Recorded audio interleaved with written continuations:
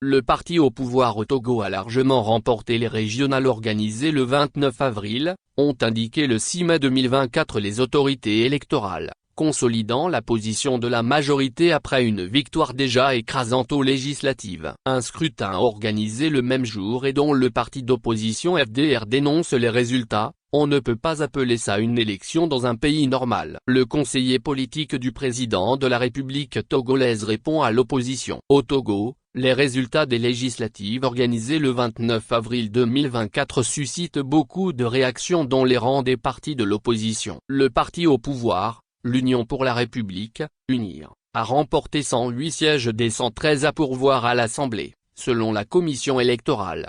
Le parti d'opposition Les Forces démocratiques pour la République, FDR, qui a obtenu un siège à l'Assemblée, ne reconnaît pas ces résultats. Nous n'avons jamais imaginé que les fraudes pouvaient atteindre une telle ampleur, affirme le président des FDR, Maître Paul Dodji Apevon.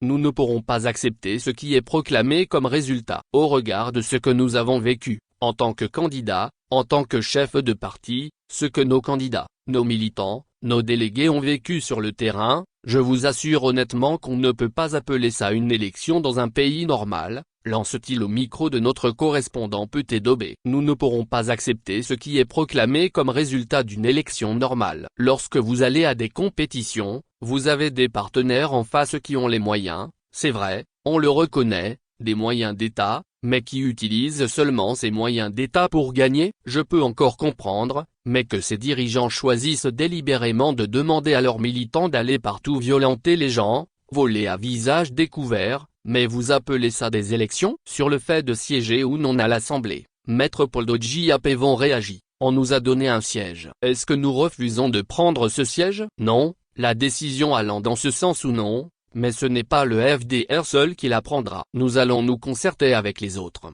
toute l'opposition dans son ensemble, pour savoir ce que nous faisons de ce qui nous aura été attribué comme résultat. L'opposition, s'ils avaient été dans la dynamique de l'unité, aurait eu un nombre conséquent de sièges. Face aux accusations de l'opposition, qui pointent des fraudes de grande ampleur, Pascal Bodjona, conseiller politique du président de la République togolaise, répond, au micro de Lisa Fabian, lorsqu'une élection est faite et qu'il y a des contestations, les votes de recours sont certainement ouverts devant la Cour constitutionnelle et on va apporter les preuves des allégations dont on fait état. Dans tous les cas, moi je pense que les élections ont été faites et tout le monde maintenant peut faire l'analyse des résultats. Pascal Bodjona renvoie au passage à l'opposition la responsabilité de ses propres résultats. Vous savez que les militants de l'opposition, s'ils avaient été dans la dynamique de l'unité d'action, l'opposition aurait eu un nombre conséquent de sièges à l'Assemblée nationale. Cela n'a pas été le cas. Alors que vous savez bien que nous sommes dans le système de la proportionnelle aux élections. Actuellement,